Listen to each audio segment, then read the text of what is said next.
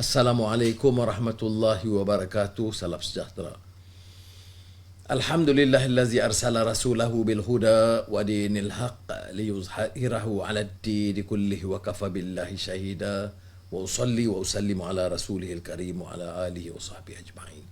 Saudara-saudari yang hormati sekalian, sekali lagi saya ucap terima kasih atas kesediaan saudara bersama dalam majlis seperti ini. Malam ini saya ada keadaan agak istimewa sedikit kerana diiringi oleh tetamu dan penasihat dan teman sejati, Azizah. Non aku, Azizah. Jadi, tetapi sebelum itu, izinkan saya rumuskan apa yang kita bicarakan malam tadi. Ya. Kita bicara pandangan Muhammad Said Ramadan Al-Buti dalam khutbah dia.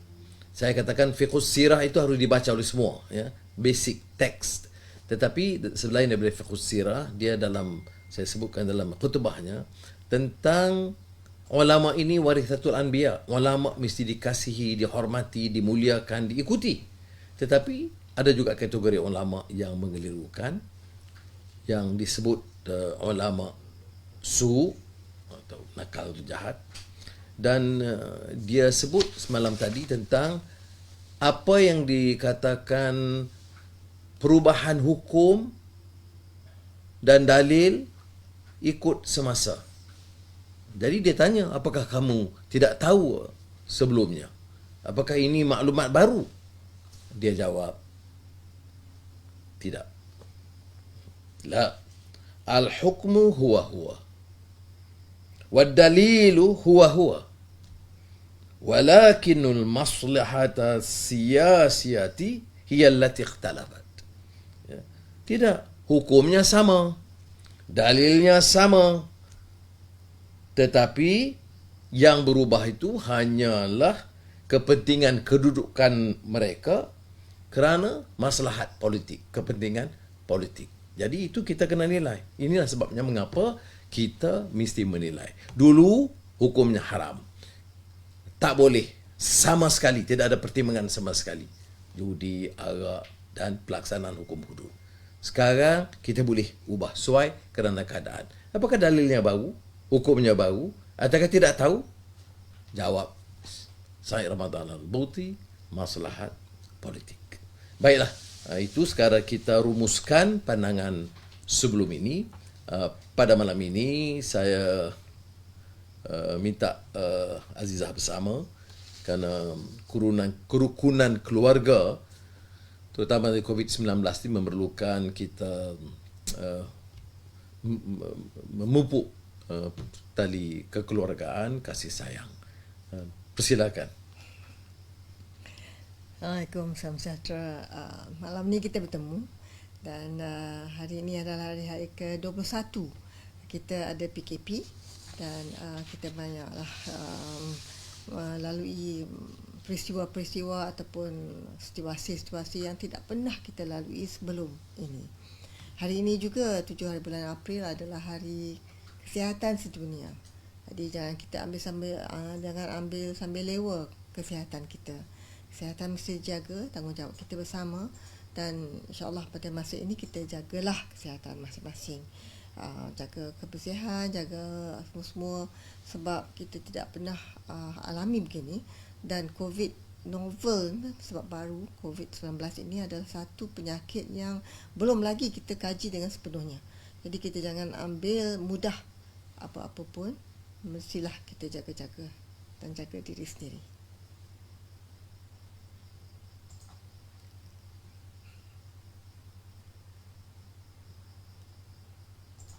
Lepas saya kahwin, Anwar adalah seorang cikgu. Ya. Jadi pada saya kahwin orang cikgu. Bila saya jumpakan seorang Anwar dalam penjara, dia kata, saya kahwin ni tak ada job spec macam ni tau. My job spec, I don't think it was ever like this. Tetapi telah dijodohkan dan Alhamdulillah ya, dijadikan pengalaman hidup dan saya pegang pada itu ya.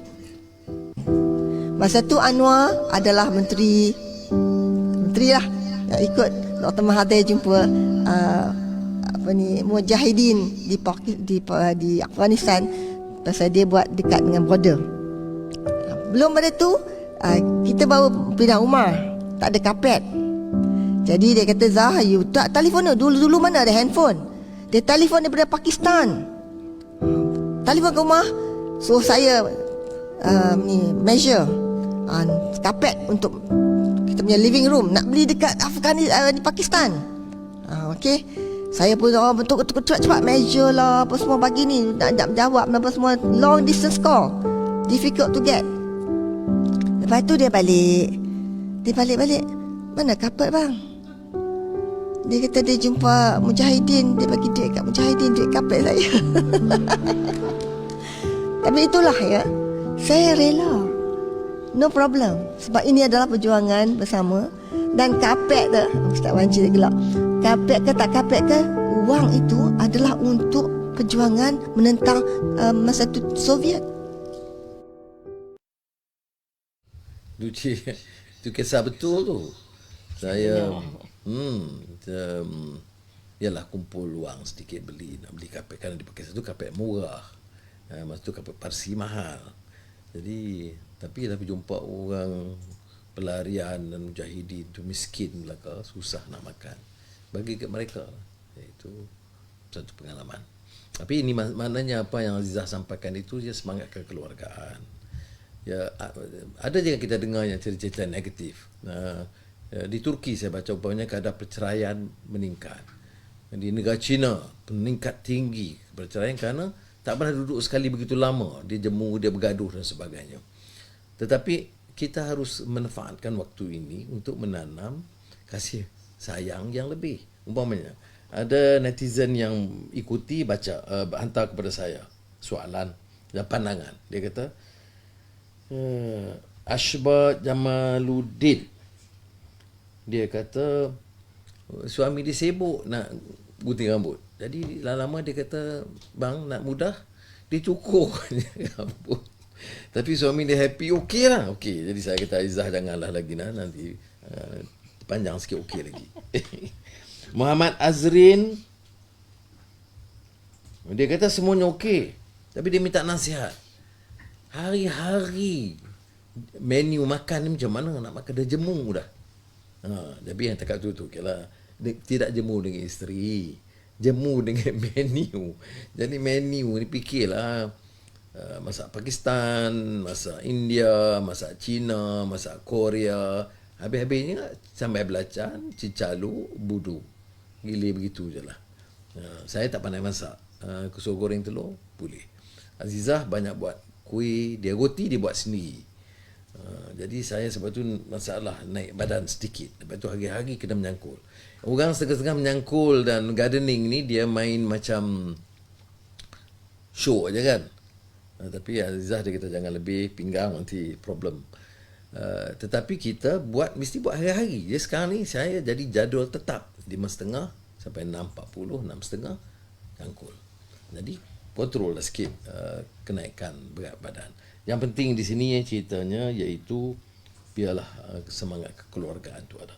Muhammad Yusuf Musa, dia kata baguslah dua mantan TPM ini duduk, kedua-duanya kasih pada rakyat. Tapi ada juga yang sindir saya, dia kata dia memerlukan tenaga pemikiran kebijaksanaan dua mantan TPM untuk dibetulkan bab lampu rumah. Saya tak apa tu, dia sindir ke, dia bergurau ke, saya terima baik je lah ya. Baik. Jadi saya rumuskan kepentingan hidup, kekeluargaan. Kerana COVID-19 Azizah sebut tadi, dia doktor dan dia juga membantu menyelaraskan semua kegiatan kementerian dengan Dr. Zul, Kementerian Kesihatan, Dr. Nur Hisham, Ketua Pengarah yang menjalankan tugas dengan baik.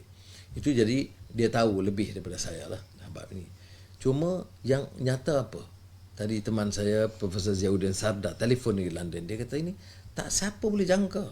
Dulu kata orang tua saja, orang muda tak kena, dan orang muda pun kena. Dulu kata dari sentuhan, kemudian sekarang dari airborne, sekarang dari umpamanya jarak jauh. Jadi pelbagai teori dikemukakan. Jadi kita setakat ini tolonglah insaf, bagi kerjasama, jaga jarak, pembatasan sosial atau jarak sosial, dan patuhlah kepada kawalan, perintah kawalan. Tidak siapa yang senang. Saya sendiri pun lemaslah dengan peraturan. Kerja banyak, ya, dan tugas pun besar. Tetapi ada arahan, dan arahan ini munasabah, iaitu untuk jaga keselamatan diri, keluarga, masyarakat, negara. Dia minta dipatuh. Azizah nak tambah? Tak ada macam kekeluargaan ini kan, satu kasih sayang antara kita ni. Janganlah kita macam kita ada kesihatan lah, dah tak ada baru kita rasa kehilangan. Itu yang pentingnya, sebab kalau masih ada itulah kita hargai sama-sama. Ini untuk maksud ini saya nak menafaatkan ke khalayak dengan satu pesan yang disampaikan oleh sahabat saya, Syekh Umar Sulaiman, ya, seorang pendakwah terkenal, pejuang, yang membaca satu pengalaman yang sangat menyayat hati dan perasaan, iaitu luahan cinta abadi, kasih sayang Sayyidina Ali radhiyallahu an kepada isterinya Fatimah Zahra yang meninggal dunia, dimakamkan di kubur.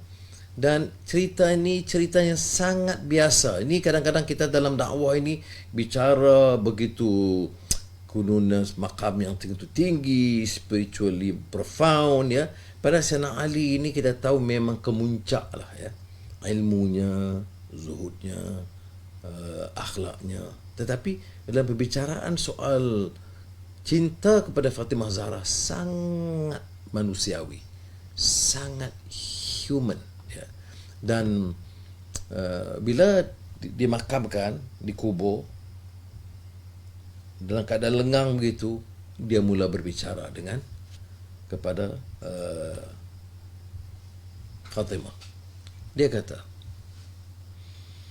"Mali waqaftu 'ala al-quburi musallima."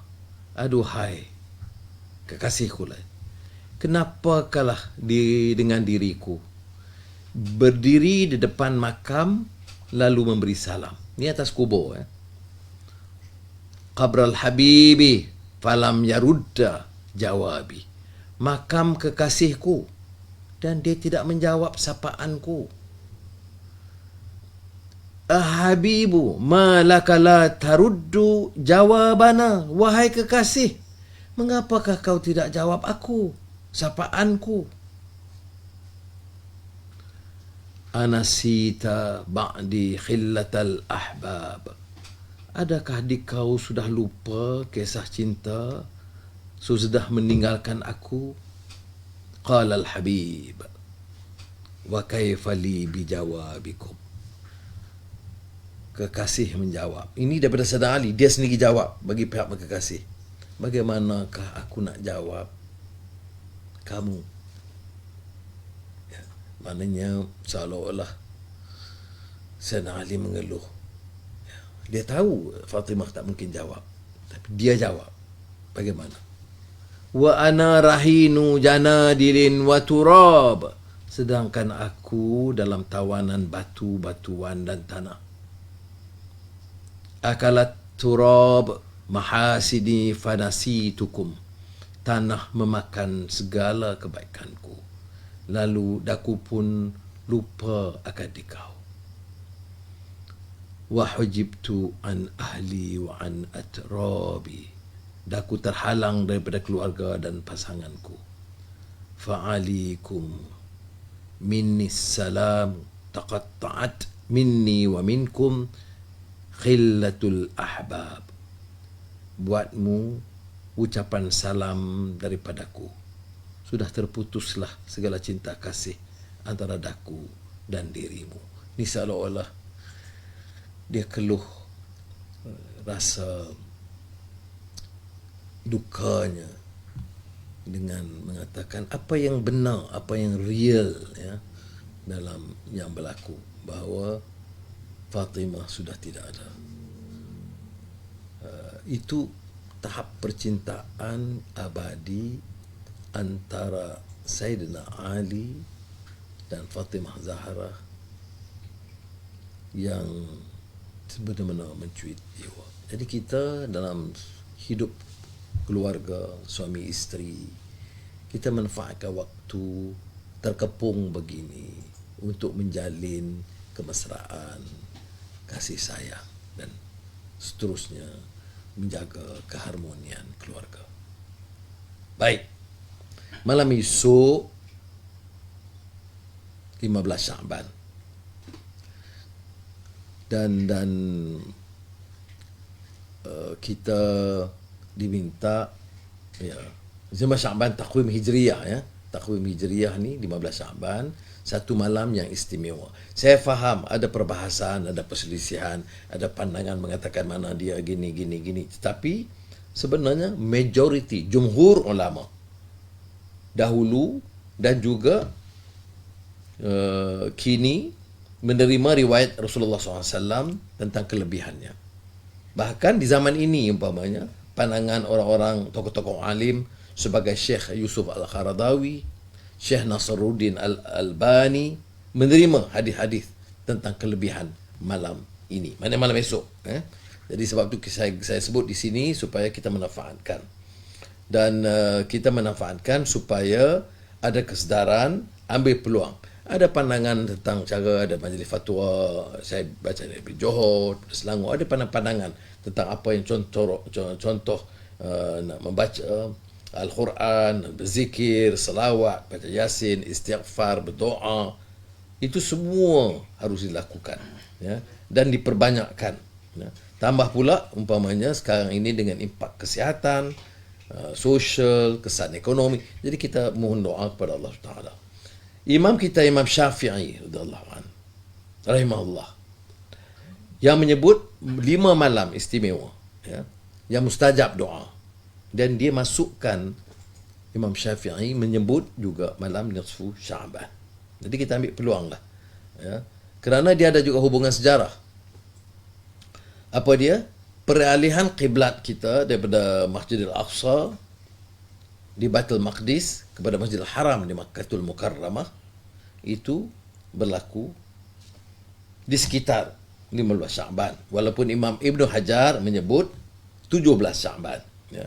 Jadi perubahan kiblat ini memberikan satu orientasi yang sangat dan dampak sangat meluas kepada umat. Maka saya dengan segala rendah diri ambil kesempatan ini bersama Azizah untuk meminta semua umat Islam memohon doa kepada Allah SWT, ya, mengambil kesempatan malam ini kerana Rasulullah SAW paling banyak berpuasa ni bulan Syaban kecuali Ramadan, ya. Jadi samalah dengan keluarga, kerana tak boleh ke masjid, tak boleh ke surau, jadi kita tumpu di rumah, perbanyakkan doa, terutama dalam keadaan sekarang ini. Janganlah anggap segala kemahiran, kepakaran, keistimewaan yang ada ini ada batasnya. Seperti yang saya sebut, ada billionaire jetnya tak boleh terbang. Ada bangunan pencakar langit tetapi tak boleh ke pejabat. Ada hotel 5, 6, 7 bintang, tak ada penghuninya. Ini luar daripada jangkauan manusia. Maka selain daripada ikhtiar, keselamatan, kesihatan, kawalan, kita pohon kepada Allah Taala. Maka dari segi keimanan kita, akhlak kita dan keselamatan kita bersama. Wassalamualaikum warahmatullahi wabarakatuh.